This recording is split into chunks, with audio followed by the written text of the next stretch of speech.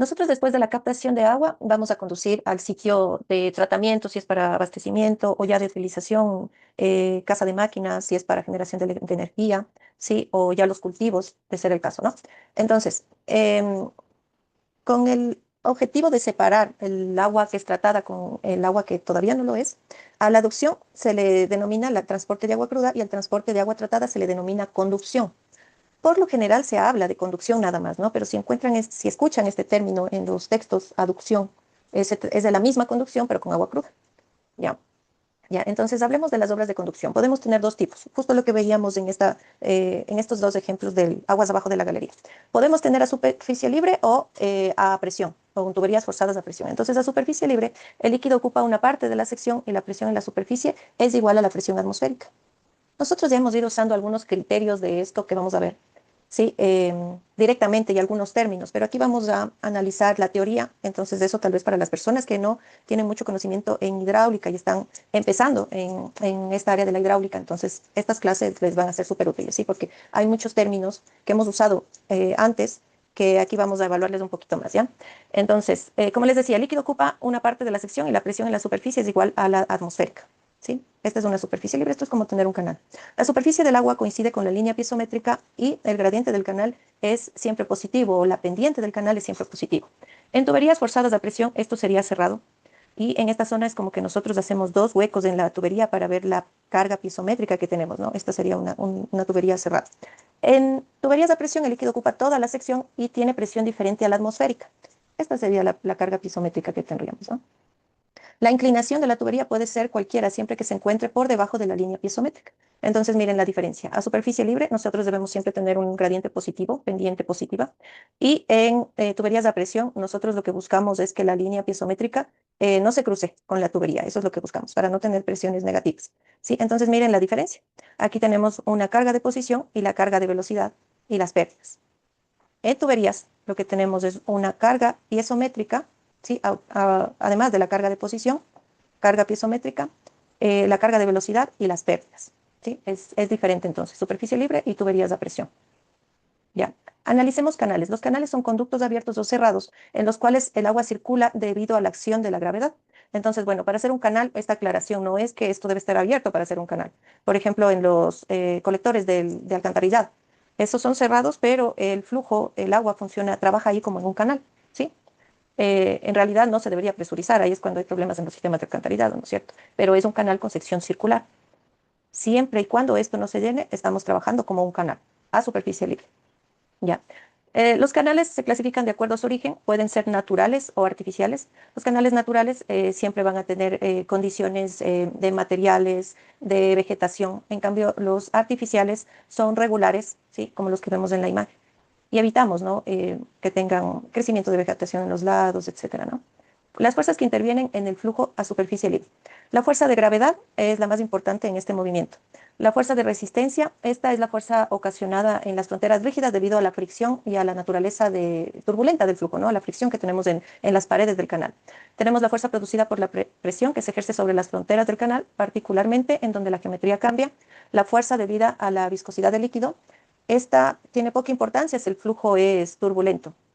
La fuerza de tensión superficial y las fuerzas ocasionales debido a movimientos del sedimento arrastrado. Los canales artificiales tienen por lo general secciones geométricas de forma y dimensiones constantes. Veamos algunos tipos especiales, ¿no?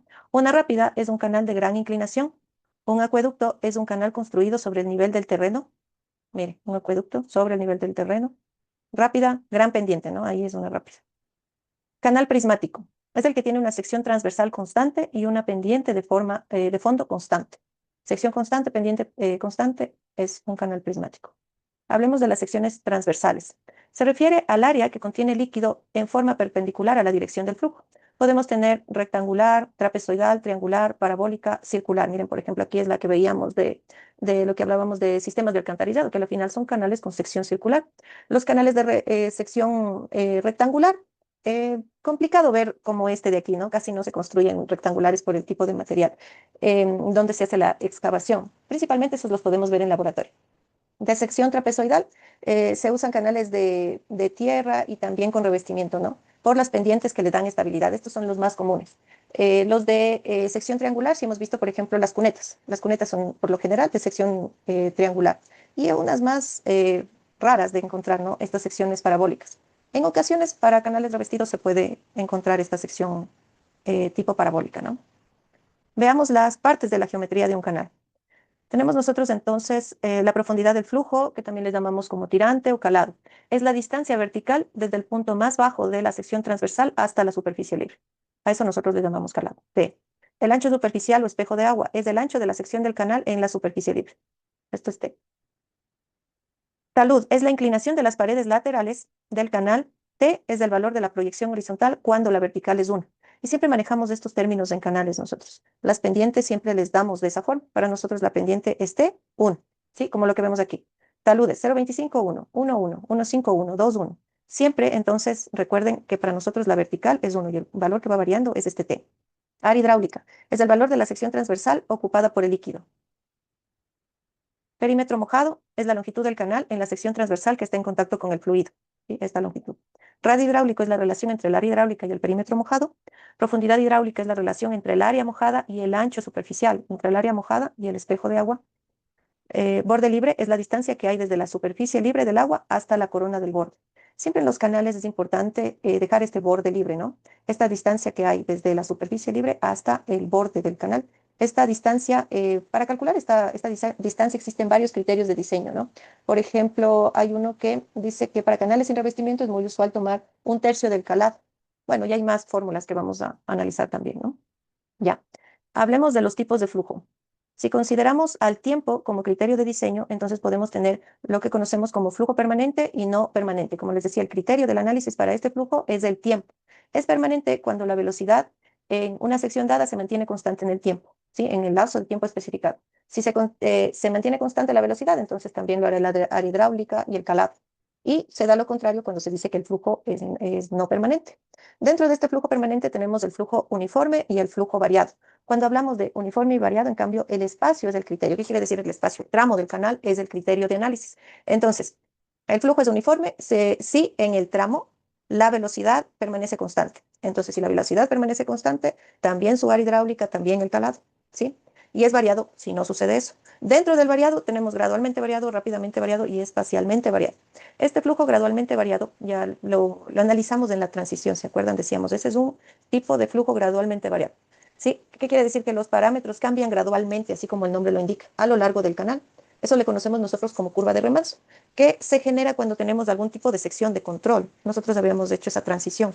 Entonces decíamos, la sección de control en esa transición es esa reducción del ancho de la sección transversal. Esa es una sección de control. Y hacia aguas arriba se genera una curva de remanso, un flujo gradualmente variado. Flujo rápidamente variado si la profundidad del agua cambia de manera abrupta en distancias cortas, como es el caso del resalto hidráulico. Ahí veíamos que en un espacio corto el flujo cambia de supercrítico a subcrítico, ¿sí? Y ese flujo espacialmente variado es cuando el caudal aumenta o disminuye en la dirección del flujo, ¿sí? Se da por la entrada o la salida del flujo, ¿no? Estos son los que nosotros vamos a analizar, principalmente el uniforme y el gradualmente variado. Ya, hablemos entonces de los tipos de flujo, primero en relación con el efecto de la viscosidad. Cuando hablamos del efecto de la viscosidad, podemos tener un flujo laminar o turbulento, y cuando el flujo se da entre estos dos valores, lo conocemos como flujo en transición. Entonces, hay un flujo laminar cuando el número de Reynolds se relaciona las fuerzas inerciales y las fuerzas viscosas. Para nosotros es un valor que nos indica el tipo de flujo, si es laminar, turbulento o en transición, ¿no? Entonces, cuando es menor a 500, decimos que es un flujo laminar. Cuando es mayor a 12.500 es un flujo turbulento. Y cuando está entre esos dos, decimos que es un flujo en transición. Yo les decía aquí, estos valores que ven aquí es para canales, ¿no? Porque si encuentran este criterio, este tipo de flujo en tuberías, estos valores cambian. ¿Sí? Estos valores que le vemos aquí para decir laminar, turbulento o en transición. Nosotros por lo general lo que tenemos es un flujo turbulento. Este flujo laminar es muy complicado de lograr, ¿sí? Muy, muy complicado. No se da en la naturaleza, no se encuentra este flujo, ¿no? Se puede hacer en laboratorio, ¿sí? Pero es complicado de lograr también. Entonces, por lo general turbulento y en algunas ocasiones en transición. Este número de Reynolds se calcula como la velocidad media de la sección transversal multiplicada por el radio hidráulico y dividida para la viscosidad cinemática del agua, que es una constante prácticamente, ¿no? Bueno, en función de la temperatura. El tipo de flujo relacionado con la fuerza de inercia y la fuerza de gravedad. De esto nosotros ya hemos hablado de régimen de flujo, pero lo hemos hecho para los cálculos, ¿no? Hemos mencionado régimen crítico y régimen supercrítico. Ya hemos hablado de esto. Entonces, se da el régimen subcrítico cuando el número de Froude es menor a 1. En ese caso, las fuerzas gravitacionales predominan. Este régimen crítico nosotros le conocemos como un régimen teórico. El número de Froude es igual a 1, la energía específica es mínima, las fuerzas de inercia y gravitacionales están en equilibrio. Y en el régimen supercrítico, el número de Froude es mayor a 1. Las fuerzas de inercia predominan.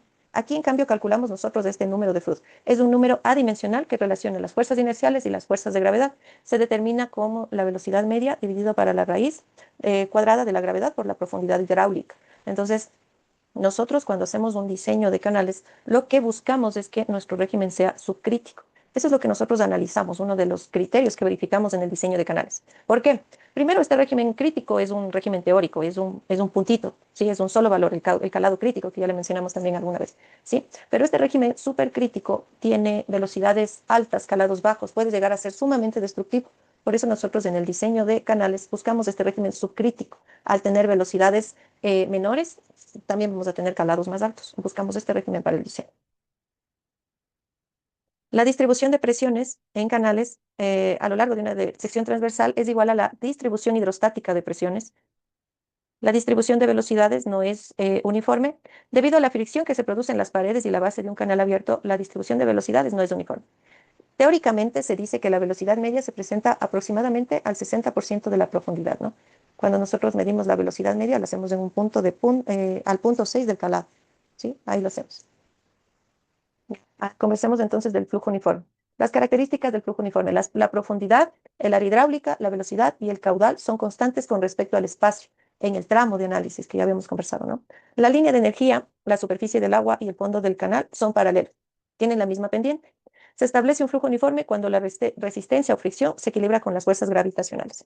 Este flujo uniforme también es difícil encontrarlo, ¿no? Es complicado encontrarlo naturalmente, pero nosotros usamos las ecuaciones para este flujo uniforme como una simplificación en la hidráulica. Incluso hacer este flujo en laboratorio es complicado cuando tenemos todas las variables, ¿no? Ajustadas. Debido a la fricción, siempre vamos a tener una pequeña reducción, por ejemplo, en los calados. Vamos a ver que no es fácil encontrar o generar un flujo uniforme, incluso en laboratorio, pero es una simplificación que manejamos en hidráulica. Ya. Para el diseño de canales nosotros utilizamos principalmente ecuaciones empíricas, ¿no? Y les he puesto aquí una semiempírica, que es la de Darcy-Weisbach, y dos empíricas, que son la ecuación de Manning, que en realidad se llama Manning, Gaukler y Stickler, ¿no? Y la ecuación de Chessy. Entonces, esta ecuación de Darcy-Weisbach, por lo general ustedes se han de acordar que esta ecuación de Darcy-Weisbach se utiliza en tuberías, ¿no? Pero se puede hacer una adaptación, esta ecuación tomando lo que nosotros consideramos el diámetro en tuberías como 4 veces el radio hidráulico. Se puede hacer una adaptación con la ecuación de Darcy-Weisbach, con la ecuación que vemos aquí. ¿Sí? Entonces, se dice que esta ecuación es semiempírica porque además de considerar los parámetros de geometría, ¿sí? También consideramos el tipo de flujo, si es laminar, en transición o turbulento, de acuerdo con el número de Reynolds. Ya, entonces miren las ecuaciones. Estas ecuaciones están en función de características geométricas, el radio hidráulico, la pendiente de energía, y además de cada una tiene un factor de resistencia al flujo. Aquí vemos el C de Chessy, el N de Manning, este lambda que es el factor de fricción de la ecuación de Darcy-Weisbach. Entonces, miren, estas son las ecuaciones que se analizan, se pueden utilizar, pero nosotros principalmente usamos la ecuación de Manning, ya la hemos usado incluso nosotros en la clase. Sí, esta es la ecuación más utilizada. Ya, entonces aquí les mencionaba, ¿no? Que para esta ecuación de Darcy-Weisbach podemos usar lo que nosotros conocemos como el diagrama de Moody, pero vamos a utilizar en lugar del diámetro este factor de 4 veces el radio hidráulico. ¿Sí? Entonces, la rugosidad relativa, miren, la determinamos en tuberías como K sobre el diámetro. Entonces aquí lo haremos como K sobre 4 veces el radio hidráulico. Y podemos utilizar el mismo proceso. En función también podemos calcular el número de Reynolds y en función de eso determinar este lambda que decíamos que era este factor de resistencia al flujo para la ecuación de Darcy-Weisbach. Para los valores de K, que les vemos aquí, dependen del material del canal, al igual que hacemos en Manning, ¿no? Tenemos este valor de K, pero fíjense que aquí K tiene unidades, ¿sí? Depende entonces del tipo de canal que estemos analizando. La ecuación de Chessy, el C de Chessy Entonces, se analiza también en función de tablas, de ecuaciones, perdón. Sí, hay varias ecuaciones para determinar este valor del CDHC. Miren, entonces, por ejemplo, nosotros, digamos, la ecuación de Bassin. Para eso necesitamos este valor de N sub B, basada en una buena cantidad de experimentos y es relativamente sencilla. NB es un coeficiente de rugosidad, de acuerdo con esta tabla. Entonces, podríamos utilizar cualquiera de estas ecuaciones para determinar el CDHC. Estas son ecuaciones para el cálculo del factor de fricción C de Chesí, donde el radio hidráulico y S es la pendiente hidráulica, RH el radio hidráulico y S la pendiente hidráulica. Son válidos para el sistema internacional. Esto es importante que se fijen siempre que ustedes tomen una tabla de ecuaciones, una tabla con algunos coeficientes. Siempre se debe revisar las unidades, ¿no? Para los que se puede utilizar. ¿Sí? Entonces, miren aquí, se debe realizar una estimación adecuada del factor de fricción C. Se cuenta con algunas ecuaciones obtenidas de forma experimental. Todo esto es principalmente empírico, como les mencionaba, ¿no? Todas estas ecuaciones obtenidas de manera experimental. Ya, y la más utilizada es la ecuación de Manning. Entonces, nosotros por lo general, cuando tomamos una tabla para los n de Manning, no estamos revisando las unidades. Por lo general no revisamos. Pero en realidad sí tiene unidades del n de Manning, no es adimensional. Miren cómo sería la ecuación en realidad. Nosotros siempre le ponemos aquí 1 sobre n, es lo que estamos acostumbrados a usar y tomamos de la tabla. Pero en realidad sí, sí tiene unidades, miren. El n de Manning, estas son las unidades del n de Manning. Y si nosotros trabajamos con las unidades inglesas, deberíamos aquí cambiarle este factor para poder utilizar las tablas que siempre usamos. Los valores del coeficiente n se han determinado experimentalmente y en la literatura técnica se encuentran tabulados, las tablas que nosotros usamos siempre. Existe incertidumbre en el valor de n en canales naturales. Sin embargo, se aproxima independientemente de la forma, el tamaño del caudal del canal y varía con la rugosidad de la superficie del canal. Bueno, ahí también podemos evaluar otros parámetros para determinar el n de Manning, sobre todo en canales naturales. Hay un método de Cowan, por ejemplo, que tiene otras variables que aumentan este valor del n de Manning. Ya no solo depende del material de la sección transversal, vamos a ver eso más adelante. Ya, aquí hay un ejemplo de las tablas de los valores de N de Manning, que por lo general, como les decía, no dicen si son para el sistema internacional o no. Pero si nosotros estamos haciendo el cálculo en unidades inglesas, la ecuación debe cambiar, ¿no? El A tiene un valor. Si es en el sistema internacional, como siempre lo hemos usado. Ya, hablemos de la curva de energía específica. Esta curva de energía específica separa las características del régimen subcrítico del régimen supercrítico, ¿sí? Y tenemos nuestro punto del régimen crítico, que decíamos que para nosotros es un punto teórico. Solo este puntito, donde se da lo que nosotros conocemos como calado crítico. El calado crítico se presenta cuando la energía específica es mínima, ¿sí? Entonces, miren las características del régimen subcrítico. Cuando el régimen es subcrítico, a medida que aumenta el calado, la energía específica aumenta. Sí, también este término de energía específica ya vimos en nuestros cálculos, ¿no? La energía específica es la energía medida desde el fondo del canal, igual al calado más la carga de velocidad. En régimen subcrítico, la energía específica aumenta, el calado aumenta. En régimen supercrítico, si la energía específica aumenta, el calado está disminuyendo. Miren la diferencia. Y este calado crítico es ese punto de cambio, ese punto de inflexión entre un régimen y el otro. Entonces, nosotros lo que buscamos es que nuestros diseños se presenten en este régimen, en el régimen subcrítico. Ya, analicemos esta parte de la teoría de condiciones críticas que revisamos, que acabamos de revisar. ¿De dónde sale esta condición crítica teórica?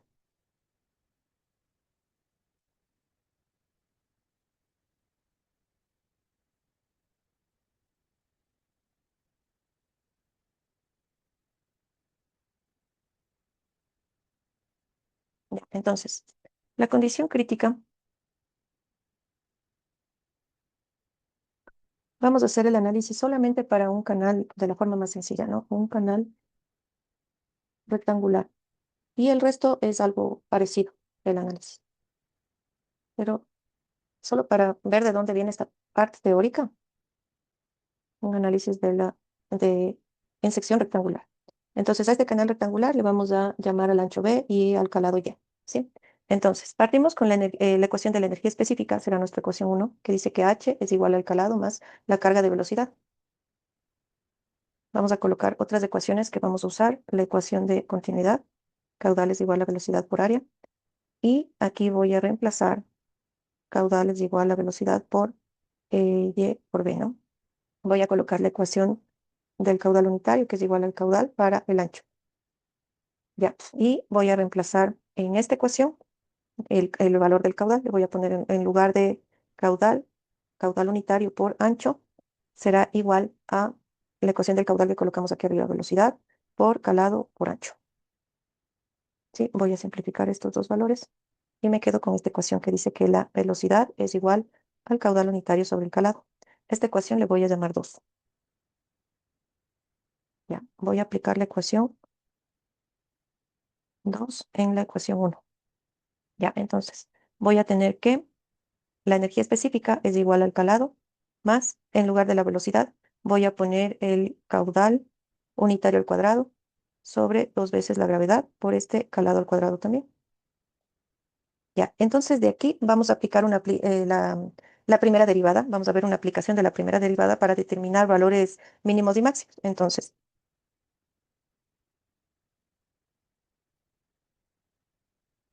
aplicación de la primera derivada. Voy a derivar todo en función de y. Esto me quedará 1 más, menos, perdón, aquí ya le está hecho eso. Sería 2 veces el caudal unitario al cuadrado, la constante g sobre el calado al cubo. Pero aquí me quedaría menos, ¿no? La primera derivada. Solo con respecto a y, lo que conocemos como derivadas parciales. Entonces, nosotros estamos diciendo que el calado crítico se presenta cuando la energía específica es mínima. Entonces, vamos a considerar esos valores mínimos.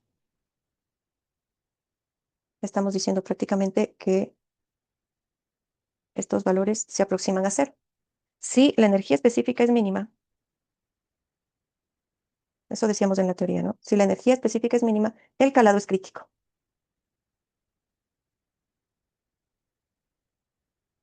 Ya, continuamos por acá. Trazarle. Entonces, si la energía específica es mínima, el calado se considera como crítico. Voy a aplicar entonces esta misma ecuación igualada a cero por la aplicación de los mínimos que decíamos. Entonces nos quedaría que 1 es igual a 2 veces el caudal unitario al cuadrado sobre 2 veces la gravedad por el calado al cubo. Así nos quedaría despejando, ¿no? Ya que hablamos de que el calado es crítico, la ecuación que ustedes van a encontrar en los textos es este. Calado crítico es igual a la raíz cúbica del caudal unitario al cuadrado sobre la gravedad. De ahí viene esta ecuación del calado crítico, ¿sí? Ya. Entonces, también para determinar la energía mínima se puede hacer este análisis reemplazando este valor, miren, aquí, ¿sí? Que sería el mismo, ¿no es cierto? Entonces, nos quedaría que si el calado es crítico, la energía específica es mínima, H mínima, es igual al calado crítico más el calado crítico al cubo sobre 2 el calado crítico al cuadrado, reemplazando, ¿no? Entonces, esta es otra ecuación que, bueno, primero les pongo la ecuación que encuentran en los textos. La energía específica mínima sería igual al calado crítico más el calado crítico sobre 2. Y la ecuación que encuentran en los textos para determinar la energía específica mínima es igual a 3 medios del calado crítico. ¿Sí? Esta es otra ecuación que encuentran en los libros, ¿no? De condiciones críticas. Y estas ecuaciones se analizan como lo estamos haciendo aquí para cualquier tipo de sección transversal. Aquí le vamos a hacer solo para la rectangular, como les decía, por el análisis de las condiciones críticas. Ya. Además, también otro valor que se determina es la velocidad crítica, ¿no?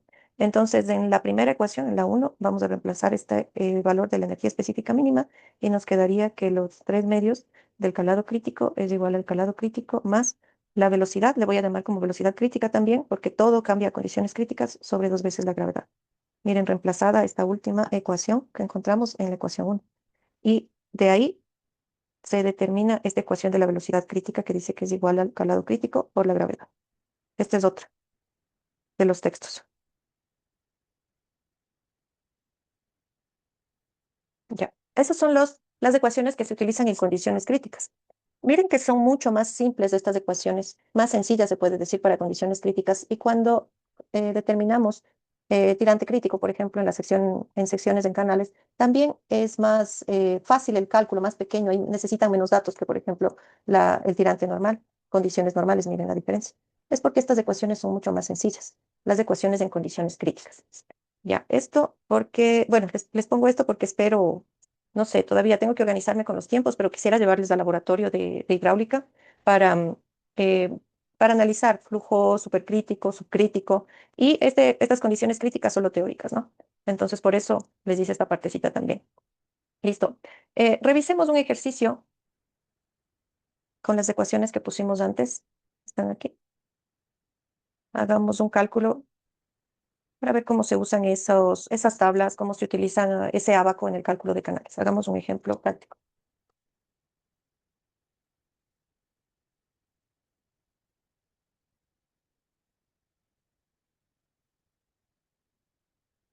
Un canal trapezoidal de hormigón.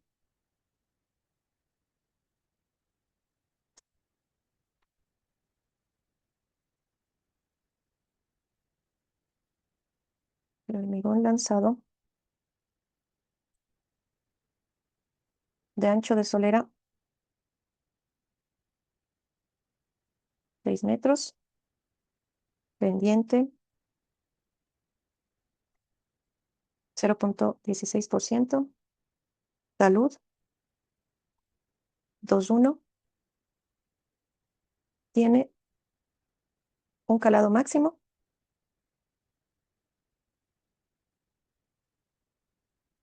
de 1,30 metros.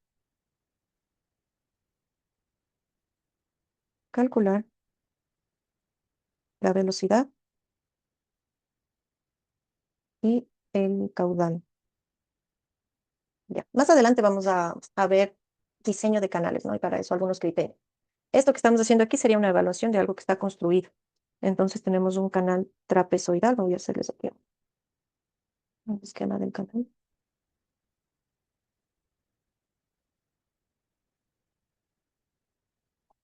Muy bien, pongamos los datos. Tenemos entonces ancho de solera, nos dice que 6 metros. Este 6 metros. El calado nos indica que es 1,3 metros.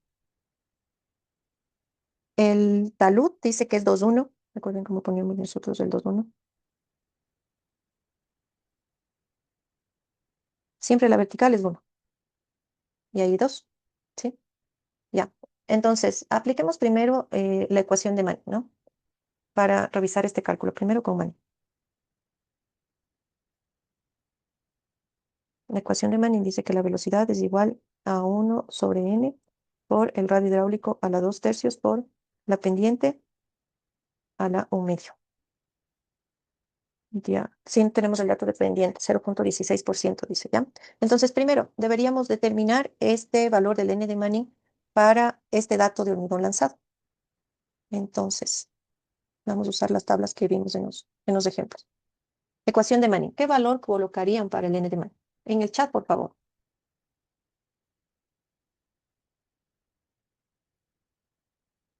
Para ese material. 0,019. 0,019 dice Valeria. Sí, sí, sí, podría ser, ¿no? Hormigón lanzado, el medio, ¿no? Sí, podríamos tomar ese valor entonces. Ya, entonces para el N vamos a tomar este 0,019. Ya, necesito encontrar, vamos a ir calculando los parámetros, ¿no? El radio hidráulico es igual al área mojada sobre el perímetro mojado. Es igual entonces, nosotros tenemos aquí un canal trapezoidal con, necesitamos la base mayor, la base menor, pongamos entonces. Podemos determinar en función de la geometría. Si esto es 2, 1, y tenemos aquí 1 en la vertical, tendremos este ancho de 2,6 a cada lado, ¿no? En función de ese valor, tenemos el espejo de agua, que sería estos 6 metros más 2 por 2,6. Esto nos daría 11,2 metros. ¿Ya? En la geometría. Ahí tenemos el área, entonces. Podemos encontrar como el área del trapecio, que sería igual a estos 11,2 metros más 6 metros, dividido para 2, y eso por la altura, que es 1,3 metros. Dividido para el perímetro mojado, tenemos entonces, el perímetro sería 6 más 2 veces esta distancia de aquí, esta que les voy a señalar en naranja. ¿Sí? Esa distancia entonces, lo puedo determinar.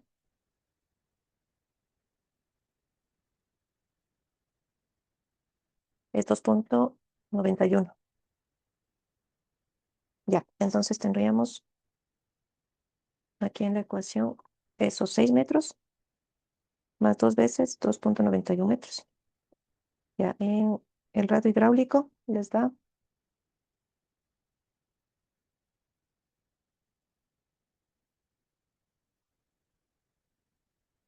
0,95 metros.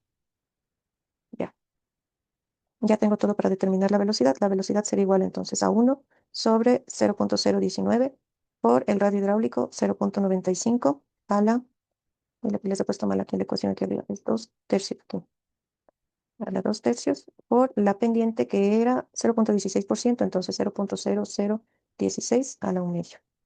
Entonces la velocidad nos da igual a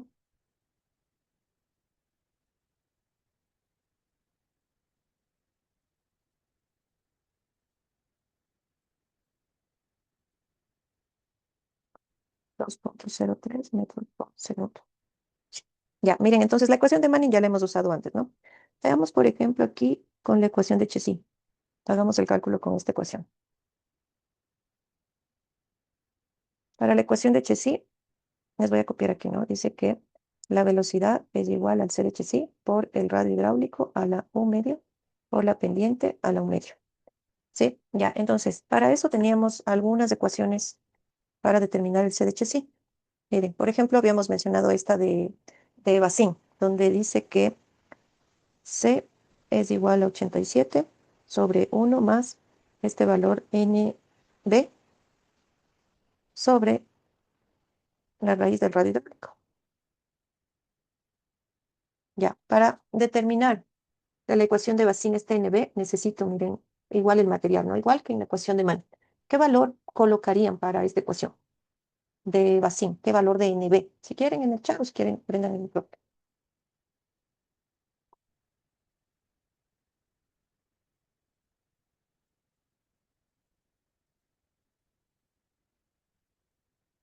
Tal vez el de concreto rugoso. Ese podría ser, ¿no? Este valor de Ujú. 0,45 podríamos tomarlo, ¿ya? Entonces, digamos que vamos a tomar este NB. Vamos aquí a un ladito con otro color para acordarnos. NB igual a 0,45.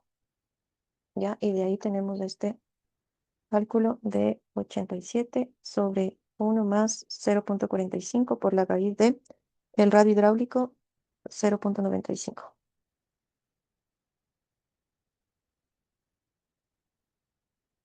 ¿Ya cuánto les da C?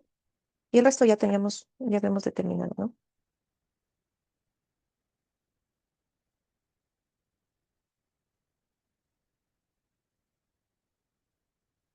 59,52 nos da C. 59,52 y podemos calcular la velocidad como ese 59,52, el radio hidráulico que es 0,95 a la 1 medio y la pendiente que es 0,0016 a la 1 medio también.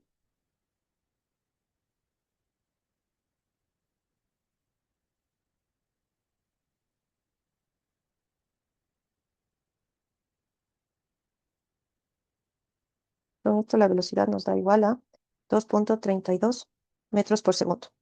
Miren, no nos va a dar valores exactos. Recordemos que estas ecuaciones son empíricas, decíamos, ¿no? Entonces no tendríamos por qué, pero tampoco es que van a ser resultados con mucha diferencia, ¿no? Por ejemplo, que un valor me dé 2 y el otro 4 metros por segundo, no. Se van a estar por ahí, más o menos, ¿no? Cercanos los valores. Ya. Voy a limpiar esta pantalla y hagamos el último cálculo con este proceso de Darcy-Weisbach que decíamos que es adaptado del cálculo a tuberías, ¿sí? Pero que se puede usar para canales también. Listo, Profe, entonces. Sí. disculpe, yo quería consultarle, o no sé si no lo escuché, ¿cómo consiguió, o sea, por qué tomó la decisión de escoger esa fórmula del C en el HC? Ah, podríamos tomar cualquiera. La de Bacin es como que de las más fáciles. Podríamos usar cualquiera. Por ejemplo, a ver, la de Cúter. Esa es la que habíamos leído antes, ¿no? Como ejemplo, es Ujú. una simplificación de la Benguilet y Cúter es un coeficiente de rugosidad. Podríamos usar la de Cúter, por ejemplo. Pero ¿Y no hay, cuánto te da? no El hay radio alguna hidráulico. ecuación o algo, o alguna No, cosa. no, no hay. Son muchas ecuaciones empíricas. Sí, sí, no hay. Hay todos esos criterios para el CEMER. Mira cuántos criterios más bien para Claro. este CDHC. ¿Sí? Se siguen haciendo investigaciones, incluso ahí deben haber más criterios de los que están ya en esta etapa. ¿Sí? Entonces, el que tú quieras. ¿Te debe dar algo parecido? Sí. Sí, sí, te debe dar algo similar. Puedes hacerle la prueba, por ejemplo, con esta de Qt, por ejemplo, que también se ve media simple, ¿no?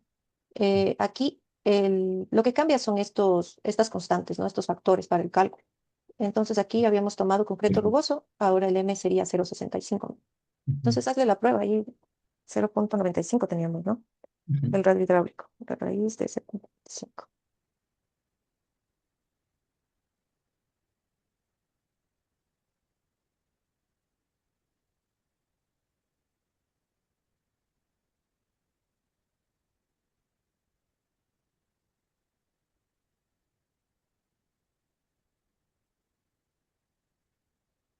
No sé si se me, pero me sale Sí, 157, creo. me Treinta. sale 60 a mí, Ujú. 59,999 me da, Ujú. ¿sí? Y nos había dado 59,52. Entonces igual, lo que les decía, son ecuaciones empíricas. ¿Cómo determinan esto? Analizando en canales, haciendo experimentos en canales, ¿no? Tomando todas las mediciones de caudal, de velocidad, ahí van sacando todos estos factores. ¿Sí? Así se hace esto, el análisis con ecuaciones empíricas. Ahora, decirte usa el uno o el otro, depende de la experiencia también, ¿no? Por eso, lo más general, lo más común es usar manual, eso es lo que más se utiliza y eso es lo que hemos usado. Pero también si alguna vez se topan con estos uso de estas ecuaciones, sí se puede usar. Ya vamos a ver que los resultados son similares, no hay mucha diferencia tampoco. Ya, sigamos con la ecuación de Darcy-Weisbach. Esta decíamos que es semi-empírica, ¿no? Porque considera el tipo de flujo. Entonces,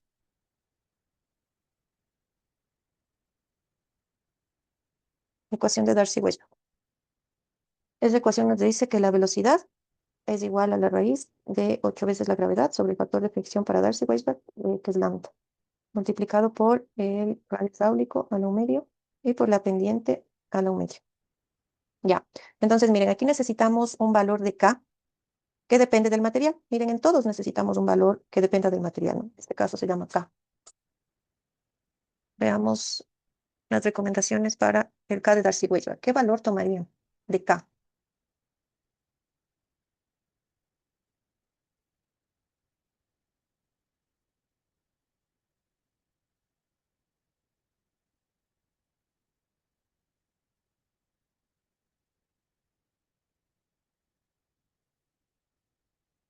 Habíamos dicho el material, hormigón lanzado, habíamos dicho.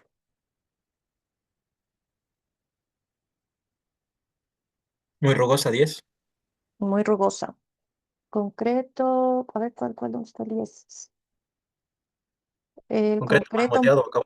concreto mal moldeado, acabado burdo, dice. Podría ser ese 10. Veamos cómo nos va con ese 10. Entonces, tenemos la ecuación de Darcy-Weisbach. El K es, entonces, 10 milímetros, ¿no? Ese es el que hemos seleccionado. Entonces, ya, necesitamos para ir al ábaco, decíamos este valor de K sobre 4 veces el radio hidráulico. ¿Sí? Entonces, para nosotros será igual a 0,010 metros para 4 veces 0,95 metros era, ¿no? Ya, entonces ese es el valor que vamos a ingresar nosotros.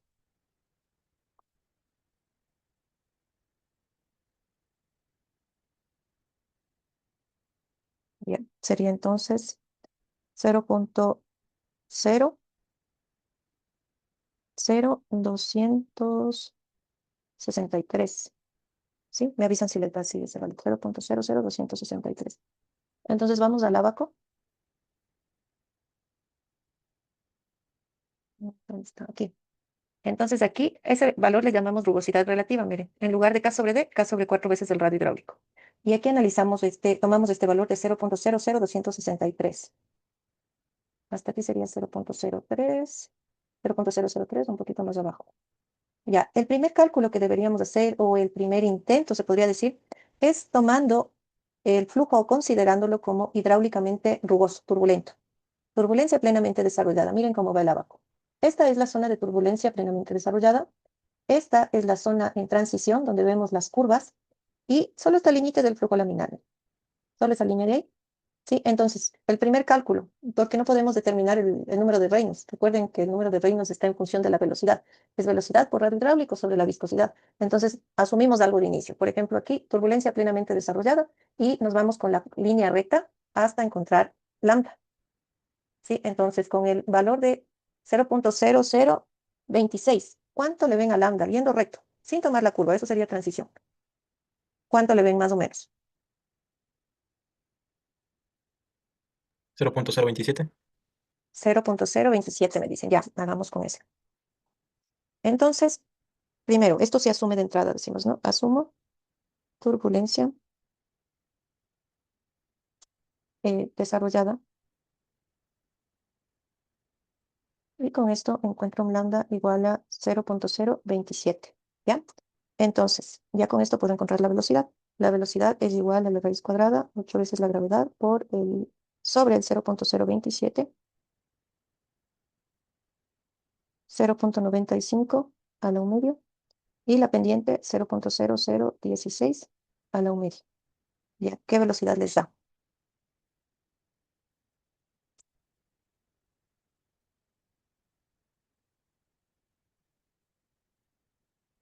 Da igual a 2.09, 2.1. 2.1 metros por segundo. Ya, ya les decía, este debería ser un cálculo de comprobación, un cálculo iterativo también, porque recién voy a ver si el Reynolds cumple esto de turbulencia plenamente desarrollada.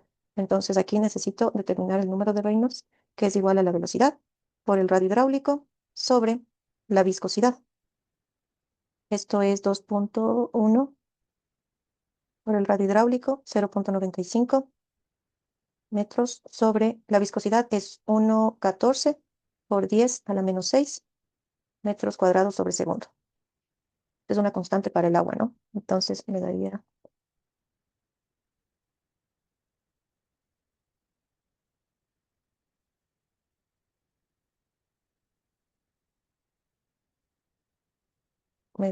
me corrigen si estoy mal.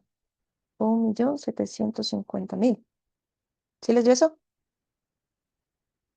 Sí, algo parecido.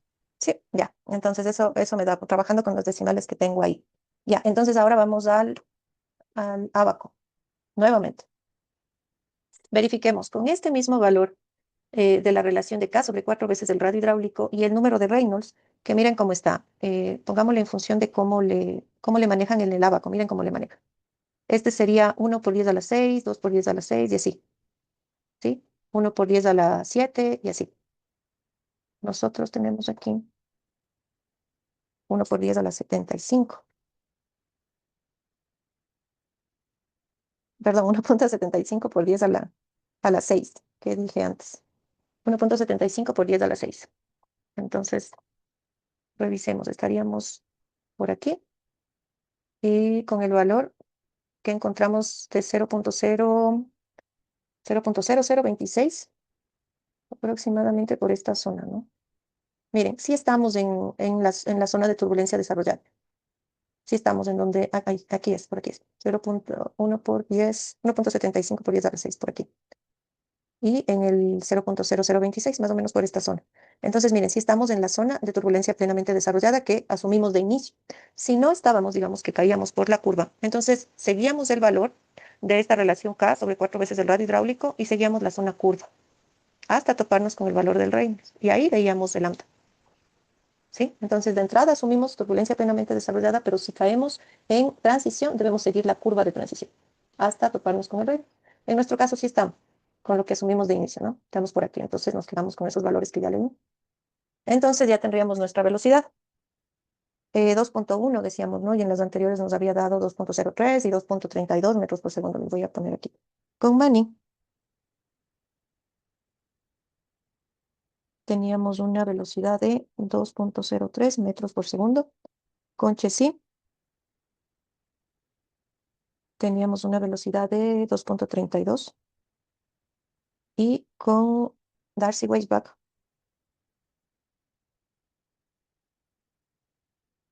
una velocidad de 2.1, ¿no? Metros por segundo. Ya. Entonces, miren, no hay mucha diferencia, ¿sí? Lo que más usamos, lo que comúnmente usamos es man.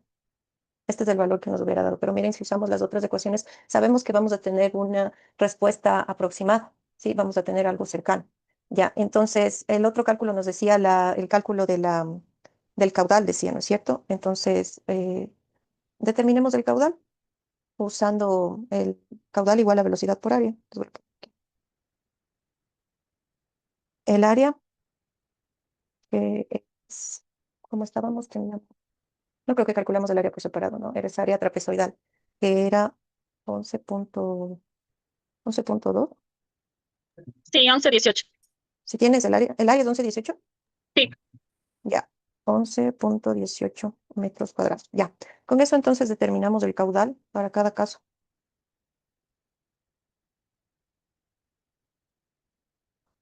Nos da 22.7 metros cúbicos por segundo, 25.9 metros cúbicos por segundo y 23.5 metros cúbicos por segundo. Ya miren, ahí tenemos los resultados. Ahora, nosotros lo que más usamos es Manning, decíamos, ¿no? Podríamos tomar ese valor como nuestro resultado. Ahora, si estamos haciendo una evaluación que sería el caso de nuestro ejemplo, un canal ya construido, perdón, y queremos saber cuánto es lo que puede transportar, si tenemos este dato del calado máximo. ¿Por qué? Porque consideraríamos un borde libre y diríamos hasta aquí máximo debería estar nuestro calado. Y decimos hasta aquí llegaría la altura del agua y esa medida sí tenemos en ese canal. ¿Hasta cuánto debería llegar? Vamos a ver más adelante algunas ecuaciones del criterios de diseño para bordes libres. Yo les decía una así general que es un tercio de la altura total del canal. Podría tomarse como borde libre y el resto sería el calado máximo al que podría llegar. Entonces, tal cual los datos del ejercicio, sí tendríamos en un canal ya construido. Si nosotros queremos evaluar el caudal que puede transportar, entonces incluso hasta por un poquito de seguridad tomaríamos este, ¿no? Es decir, el caudal máximo que podemos transportar es ese canal, en ese canal es 22.7 metros cúbicos por segundo. ¿Sí? Así. Porque es el menor de los que calculamos, ¿no es cierto? Entonces, incluso por cuestiones de seguridad o tal vez alguien que usó las tres ecuaciones presente un promedio entre las tres también podría ser válido. Ya vemos que no hay tampoco mucha diferencia entre las tres ecuaciones.